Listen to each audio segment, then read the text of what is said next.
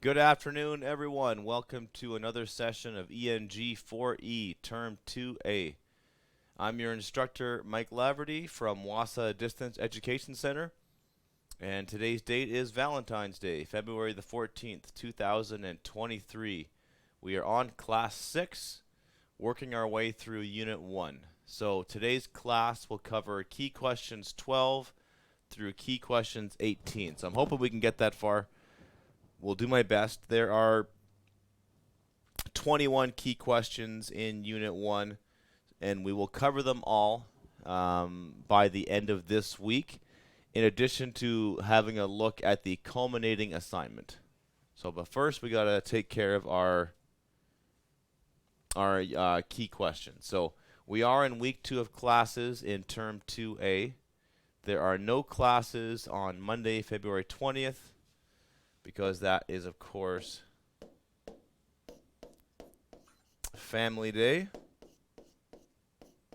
And then during the March break, there will be no broadcast. So no classes, no broadcast.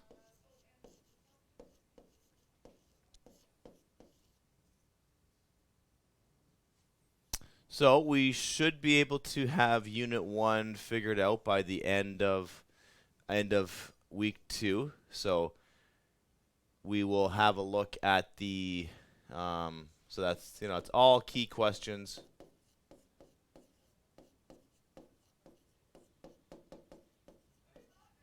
And the culminating activity. Every unit has a culminating activity, so a large assignment that gathers up all the skills that you've been working on. So, and that'll apply for all of these, right? And then, of course, we will get you ready for your final exam. So ENG4E is broadcast live Monday to Thursday from 2 p.m. to 2:50, I should say. So we'll end at 10 minutes before the hour. You can phone into the studio, listen at 91.9 FM, listen at Bell ExpressVu channel 972, and you can go to zoom.us and then enter the meeting ID, which is right here. So, of course, search me up on Laverty Wasa on YouTube. Check out the playlist. I'm adding more and more every day, so we've got 5 videos in our playlist over here. So you'll see, so right now you'll see class 1 to 5, right? Here and there. They're all there. And by the time we're done, there'll be 36 in there. So if you're watching on YouTube, pause that screen. If you do have questions about how or where to submit your work, then reach out to your DC, talk to your learning center.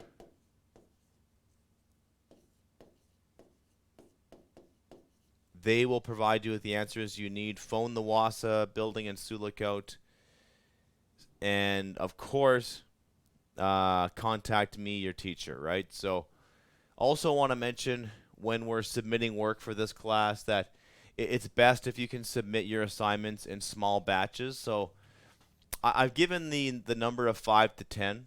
If you have less than 5, don't worry about it. I will accept 1 assignment. That's fine. The 5 to 10 is just kind of the sweet spot because it's nice for me to grade multiple assignments at the same time, and then I can see some recurring patterns you may have. And then if you send me a smaller group of assignments, I can get it back to you quickly, okay? So I can get you feedback quickly. That's important. And this feedback is going to guide your future work, all right? So everybody comes into this course at a different level. Your reading skills may not be as strong as someone's reading skills, but maybe your writing skills are stronger, right? So everybody comes in with a different skill set and a different abilities different life experiences, right?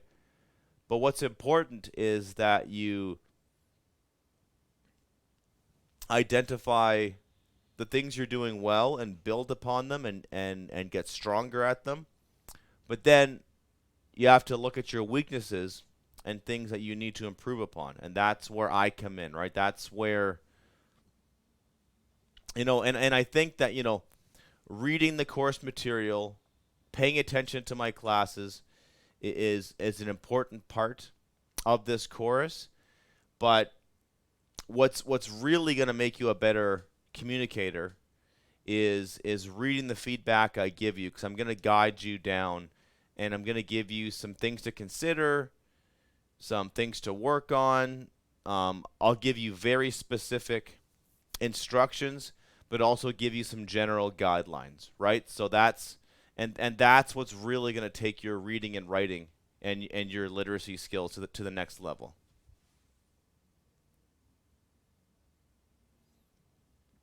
So that's how you can contact me. My email address, find me on Facebook Messenger. You can add me as a friend. You don't have to. We can just simply exchange messages back and forth, and you can phone those two numbers. So the bottom one is a toll-free number, no long-distance charges, and the top one is the WASA office in Sioux Lookout.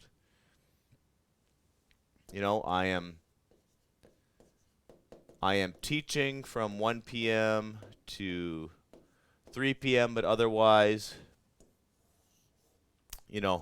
on Fridays, I am at my desk all day. That's the best day to contact me on Fridays. And here's where you should be. So I know that many people are taking this course as independent learners, but even if you're taking this course as an independent learner, I would suggest you try to keep to this timeline, right? So this is someone who's enrolled in ENG4E, and they've been taking the course for about 1.5 weeks. They should have contacted their teacher by email, Facebook, Messenger, by phone. They should have read the study guide in Unit 1, read chapters 1 and 2 of Where the Rivers Meet. So that's our novel. We're going to be studying that novel in Unit 2 starting next week. So week 3, you gotta have some kind of a baseline for our discussions of that book. And complete key questions 1 through 5. So that's where you should be if you've devoted a week and a half to this course, right? So you don't want to let things build up, and that's where it's important to sort of keep yourself accountable, give yourself a deadline, because if you have until the end of June, you may leave things to the last minute, and your marks are going to go down because you're not going to get that feedback from your teacher, right? So create some kind of a schedule for yourself, and I strongly suggest you try to finish the course off in 9, 10, 11, 12 weeks, like 3 months. Don't try to push it beyond that. So here's today's lesson. We're going to look at our words of the day. We're going to look at sentence building. So Unit 1 is the elements of written communication, and we break down the basic elements, the 9 parts of speech. We've been talking about subjects and verbs and predicates, talking about punctuation, talking about clauses and phrases. So we're getting very technical, but what we're discussing here is sentence building, how to build a sentence. And on that theme, we're going to look at how to use commas. We're going to look at synonyms, antonyms, and homonyms, okay? So on that point specifically, now, a suffix is the end of a word, and a prefix is the start of a word.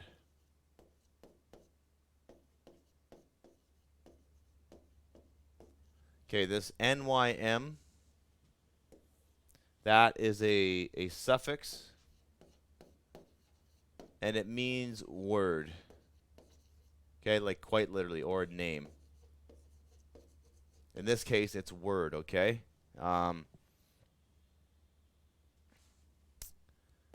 Sin means the same, or sorry, it means together. Like when things are in sync. Anto means opposite.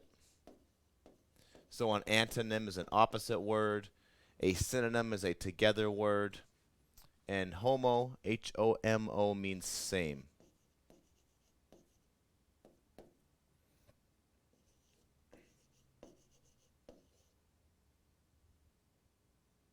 So if you take chemistry, they talk about a homogeneous mixture, and that's a mixture of, like, all the same ingredient. A homosexual is literally someone who's attracted to the member of the same sex. So that's what these prefixes mean. Then we'll do a breakdown of key questions 12 through 18.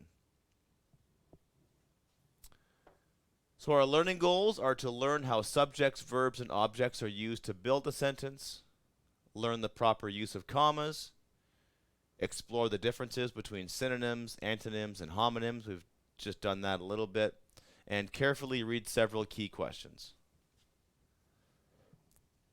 And your success criteria, so this is how you know you've been successful, is if you can use your knowledge of the writing process, sentence building, homonyms, synonyms, antonyms, and commas to write in full sentences and paragraphs. So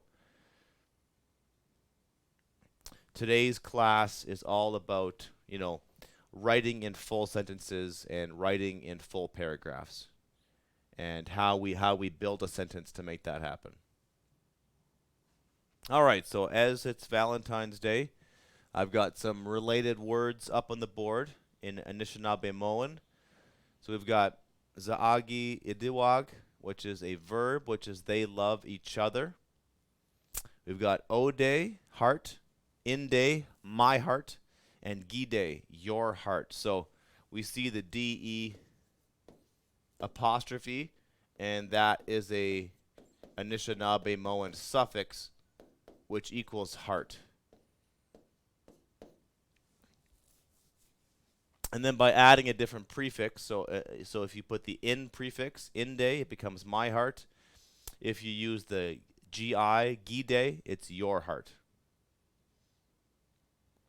So every language on the face of the earth has these different word parts, prefixes, suffixes, and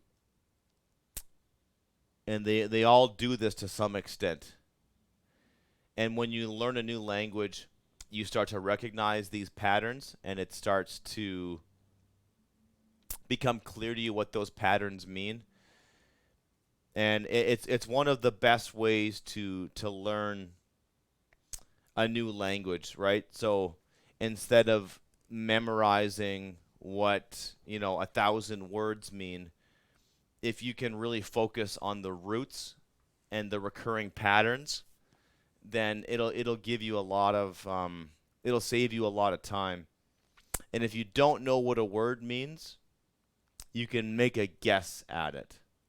And the same goes for English, right? Because English has so many other languages like built into it, like French and German and Latin languages and Greek.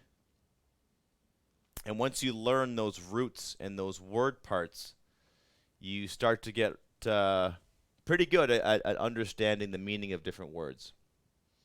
So here's some English words.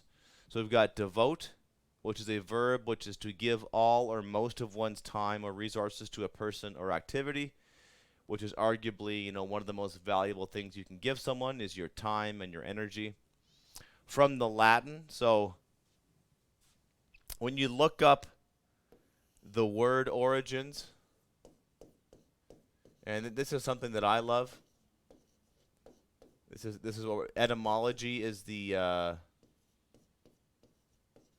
study of word origins, right? Where they come from. So the origin story of the word devote is de, which is formal or formally, and volvere, which is to vow. So to vow to someone formally, right? So when you get married to someone, you are devoted to that person, right? And you should be devoted to your family because you give most of your time and your resources to them.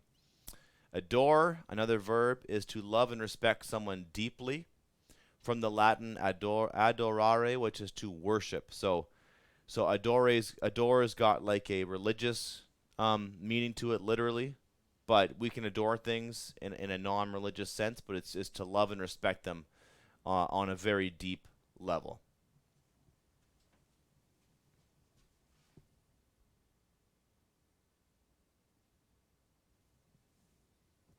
All right, so I want to just come back to our journal writing from yesterday. So we touched upon this a little bit. So it's what it's asked you to do is to, in a half page of writing, describe your favorite TV program or a favorite book you have read, um, which are both forms of media. In your paragraph, or comment on the title of the TV program or book, and give reasons why you consider it to be your favorite. Would you recommend it to others, and if so, why? Include at least one sentence that contains both a main clause and a subordinate clause. Underline that sentence, right? So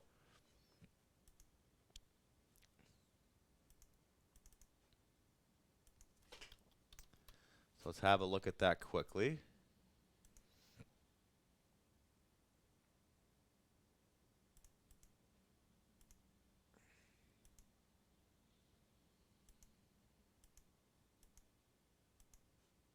Okay, where is my... Oh, there we go. I'm going to pull up my Word document. So,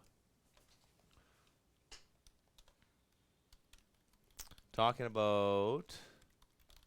Whoops. Key question 12. So this is our favorite movie or book.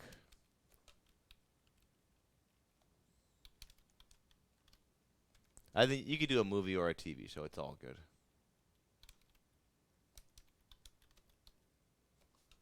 So that's what we're discussing here with this question. So I would suggest doing something like this for your assignment. So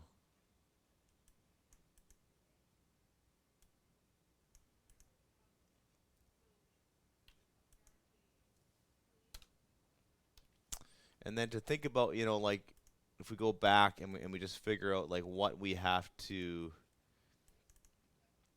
So we need to explain why it's our favorite show, and one sentence that's got a main and a subordinate clause. Okay, that's easy enough. So if I'm doing this question, I need to name my favorite movie, show, or book. I need to include a sentence on that includes a main clause and a subordinate clause, and I need to list reasons why this is my favorite.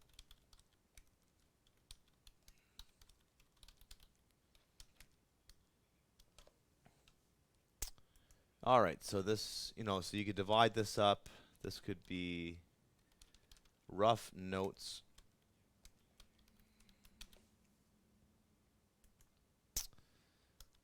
Okay.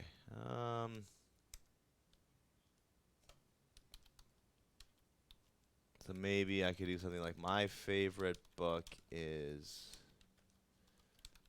Heart of Darkness by Conrad Joseph.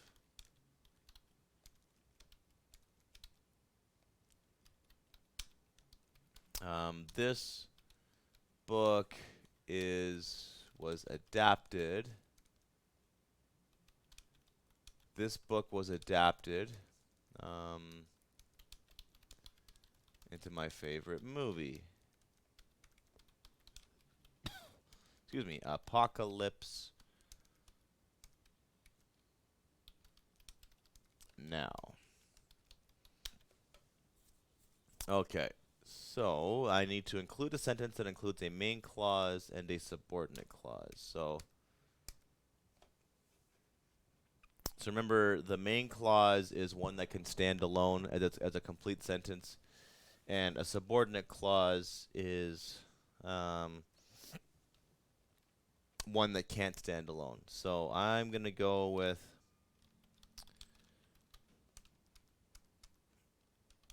so when I studied English,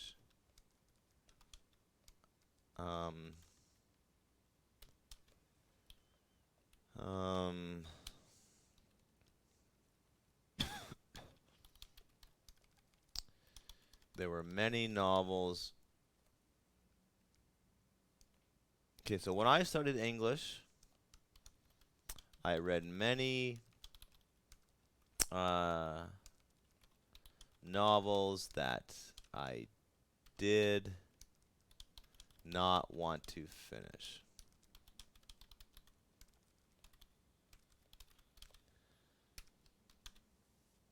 So, in this case, this is a subordinate clause. And the main clause is this one. Right? So, give it a bit of separation there. I read many novels that I did not want to finish.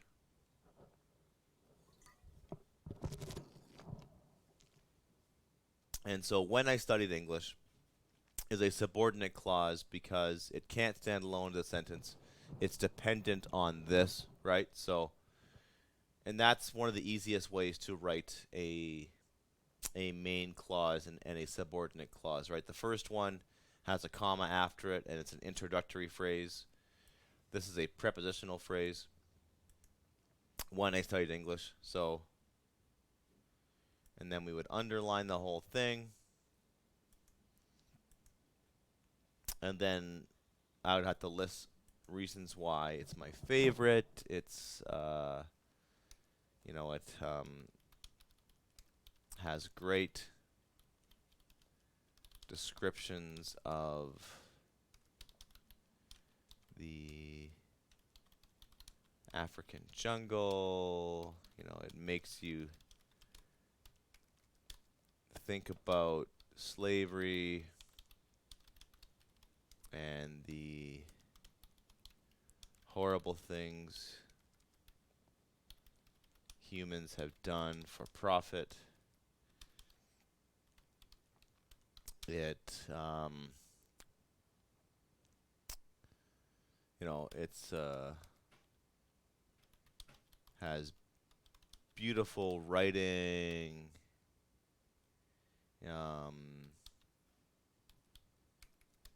It's a philosophical book in many ways.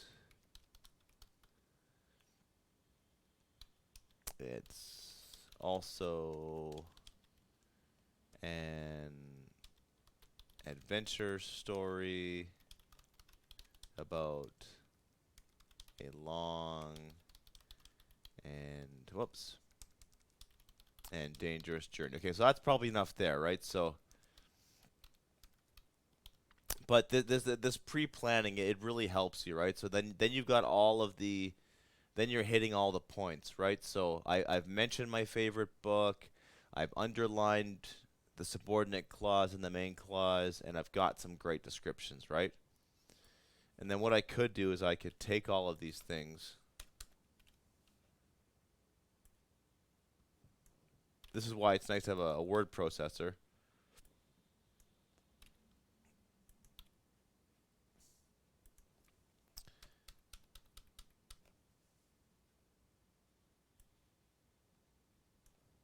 I think this might be my first sentence. You know, so, however,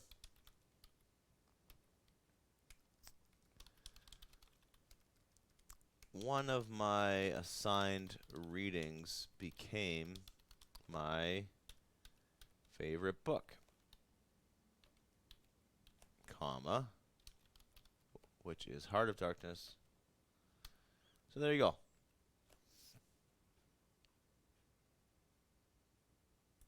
So that's how I would approach that question. Moving right along. We touched upon this yesterday, so present and past participles. So just want to keep in mind that you've got to use the full form of the verb. So, you know, I talked about you know, so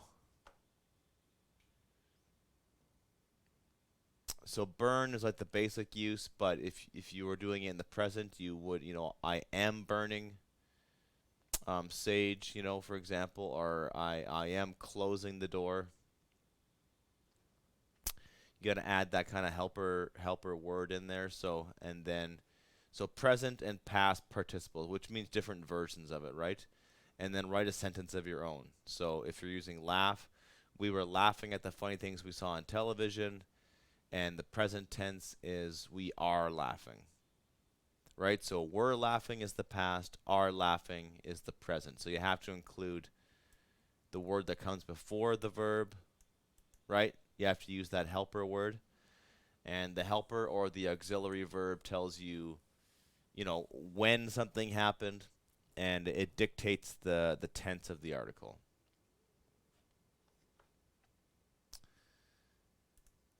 Like, let's take a look. So,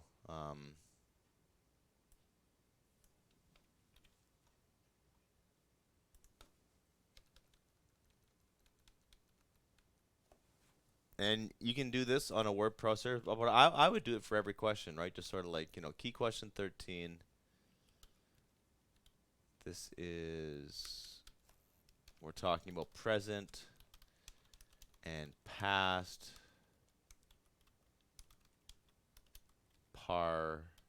participle, right? So we have verbs.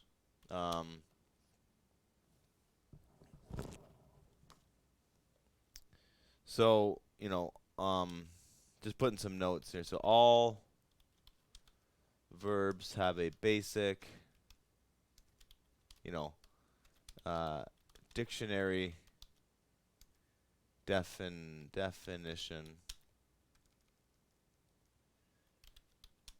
So we could actually use one of them. We could use one of the ones from today, like devote, right? So that is, you know, that is the dictionary definition. And then, so let's see, the past participle would be devoted. Usually the ed is the past.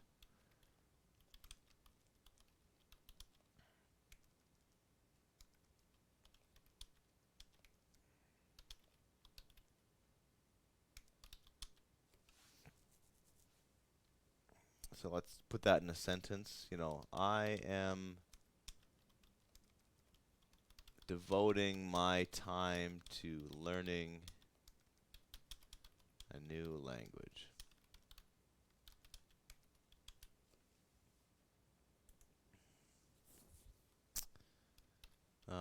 You know, I devoted my childhood to playing Nintendo.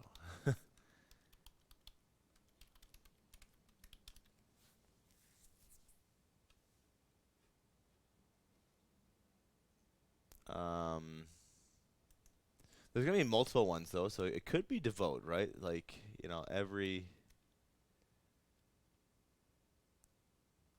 I, and then in the future,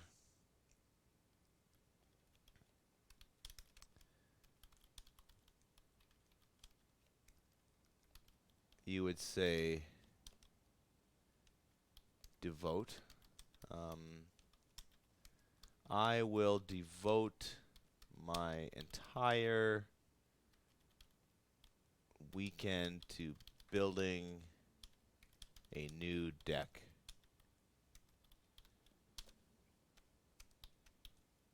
Right, so we have devoted, am devoting, and will devote, right? So that's the participle, right? That's what you need to identify.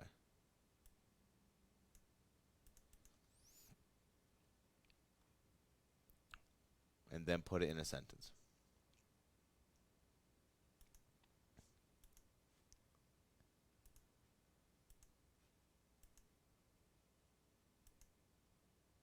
Write a paragraph containing, this is key question 14. Write a paragraph containing at least 6 sentences on a topic of your choice. You must include examples of some participles in your writing. Underline your examples. Now, I want to spend some time on this, so this is important to know. So, when we're talking about building a sentence, we basically, things come, in English, we typically write in subject, verb, object, or SVO for short. The subject is what the sentence is about. The verb is what the subject does with the object, or it's a state of being or emotion. And the object is something the verb acts on. It's a description, or it could be a description, a further explanation of the subject, or it could be something the subject has or wants. So that might seem kind of abstract, but let's see how that actually plays out in a sentence, right? So now remember, the object is something the subject acts on, or it's a further description of the subject. Now, we have direct objects, so that's a noun or a pronoun that's acted upon directly by the verb. And an indirect object is a noun or pronoun that receives the direct object. So again, that might seem abstract, but let's just see how it plays out. So here's a very basic sentence. 3 words. Jimmy plays hockey. Jimmy's the subject. The verb is the predicate. It's what is said about him. And the direct object is hockey, right? So the verb acts upon the direct object, right? So the verb and the object are directly related, and they all connect back to the subject.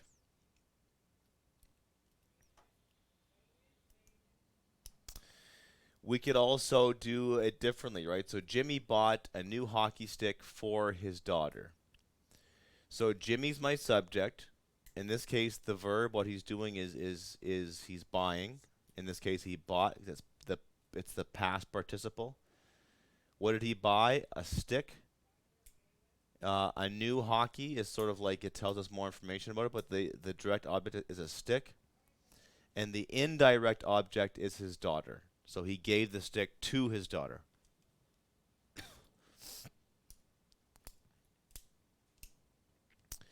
So Jimmy bought a stick is the most basic form of this sentence. The additional information is that it's a new hockey stick and that it was for his daughter. Canada is country, right? So country is the object. So Canada's my subject, my verb is, and the second largest country in the world by land area. And so country is my object, but I'm using a preposition, that should say article. Adjective phrase, second largest country, and 2 preposition phrases, in the world, by land area. So they give me additional information about my object. I am the youngest sibling in my family. So the object of the sentence is sibling, and we have an article, and then we have an adjective phrase, which is youngest sibling, and a preposition phrase, in my family. It gives you more information about the object. So hopefully that makes sense. So subjects and objects, these are nouns and pronouns. Objects are also nouns and pronouns. So subjects are doing things to objects, or subjects are giving things to are giving objects to other objects, right? So it's, and this is the basic way that a sentence is broken down, right? So there's a thing, a noun or a pronoun that is, sometimes they call this the agent. It's the thing in the sentence that's doing the thing, or usually it's they're doing the action. Something could be done to them, or we're describing something about them. Like Canada is the second largest landmass, right? So Canada's the subject. The verb is, it's a state of being, and the object is what they are as a country. And we can use adjectives and adverbs to give further descriptions about the subject or the object. And then we can use conjunctions and prepositions to sort of join them all together, right? So this is how all these parts of speech kind of flow together to make a sentence.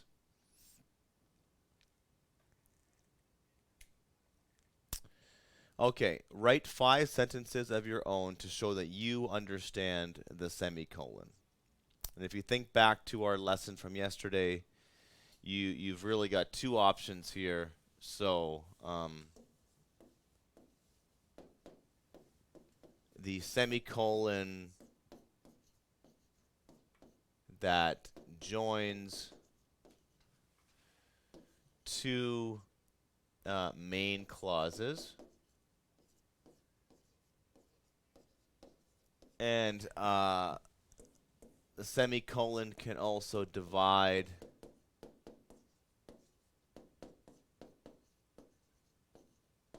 items in a list.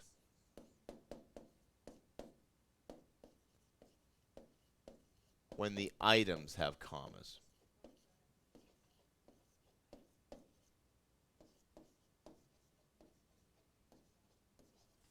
Okay, so just a quick review about how that works.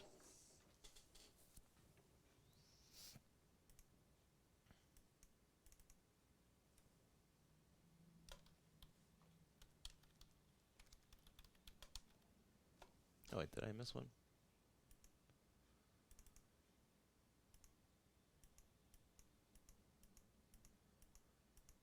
Right, key question 14 was, right, writing a paragraph of at least 6 sentences, okay? So that could be anything you want. Should mention for that one, pick one topic and, be specific as possible. So, find a specific topic as possible and write about that.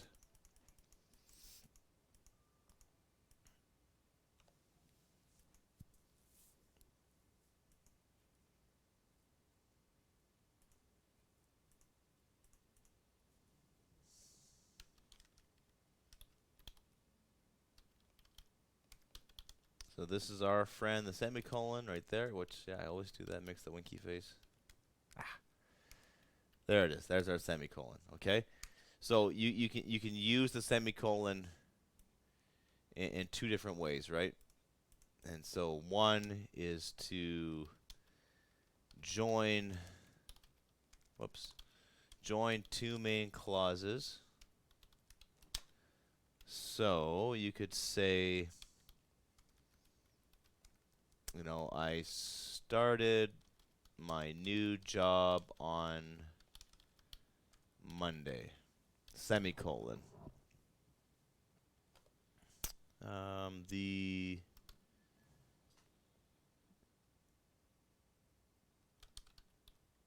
the first thing my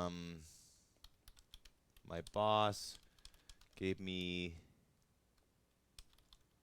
a tour of the factory, right? So you've got two clauses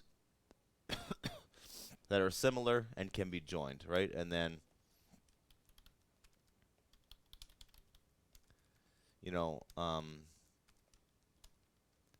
listing items when items have commas. And you could say, like, you know, the students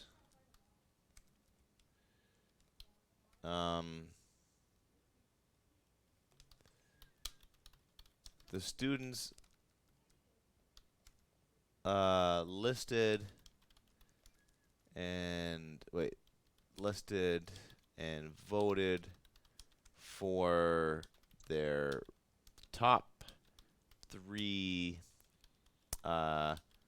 color combinations for the party, right? And then you could have green, white, and gold, semicolon, brown, yellow, and black, semicolon, and let's do red, green, and white. And so when the things in the list have commas in them, then we use the semicolon to divide them, right? So green, white, and gold, one category. Brown, yellow, black, one category. Key question 16, journal writing, 10 marks. Write a paragraph consisting of at least 6 sentences on a topic of your choice. Include at least 2 semicolons. As well, try to use adjectives and or adverbs and participles, verbs, to make your writing more interesting. Okay, so with that last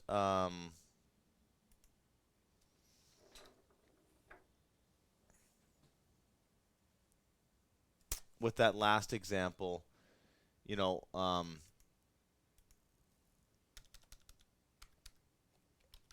when we were talking about doing our writing, so key question 16, I would suggest, you know, for any assignment where you write a paragraph, ooh, excuse me, try to come up with a very specific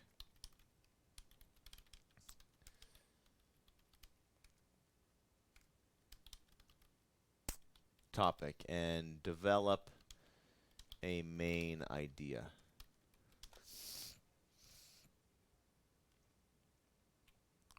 You know, hockey, music, hunting, you know, reading are too general for, you know, one paragraph.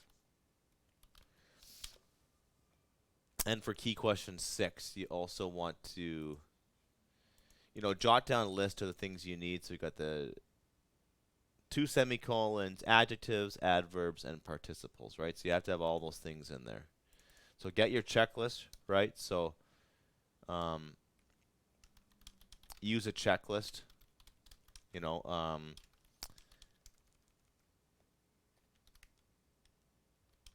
have I used 2 semicolons? Have I used adjectives and adverbs? And, you know, at least once, you know, am I using the correct verb, tense / participle participles, right? So ask yourself those questions, right?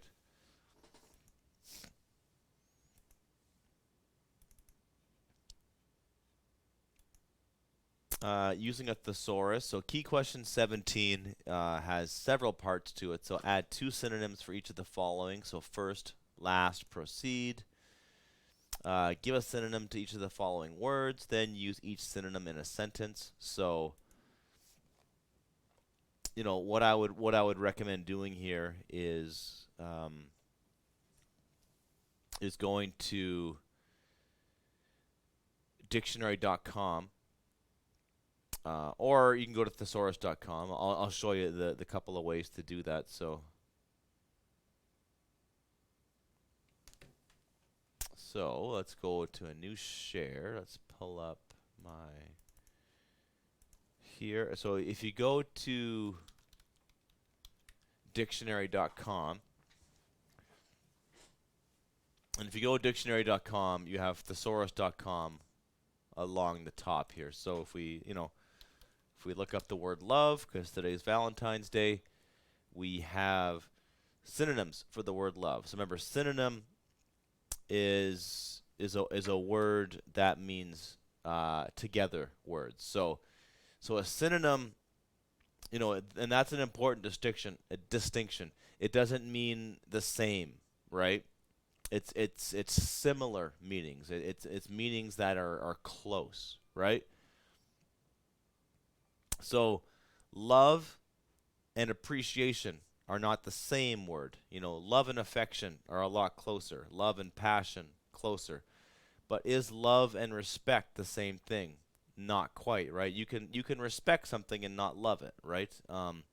But they're similar. They're in like a network. And then you see it's color coded. So the ones that are in deep red here are the closest words. The ones that are in brown are getting further away, and then the ones that are in this yellow are like the furthest away. If you scroll down the list, you will also get some antonyms, right? So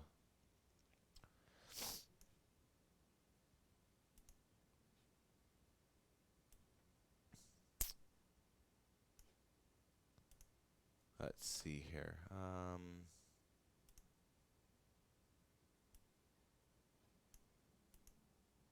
Oh, I thought that it had the antonyms. Okay, and then it gives you the different meanings of the words too, right? So, oh, there we go. Antonyms. So despise, dislike, hate. So you get them right there, right? So I would suggest doing that. Go to thesaurus.com and use that, right? So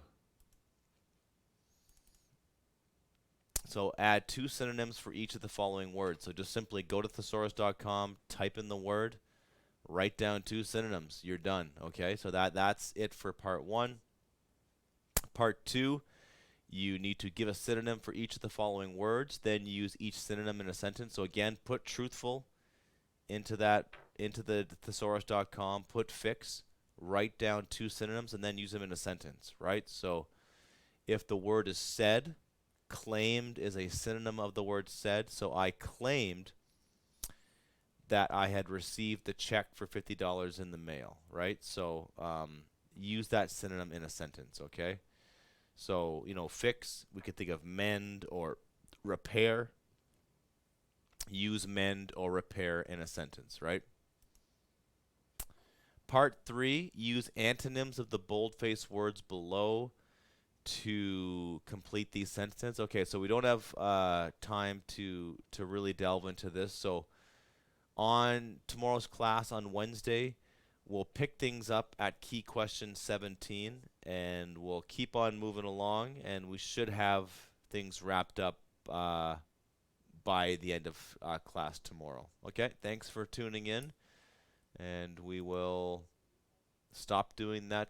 Start tomorrow. Thank you.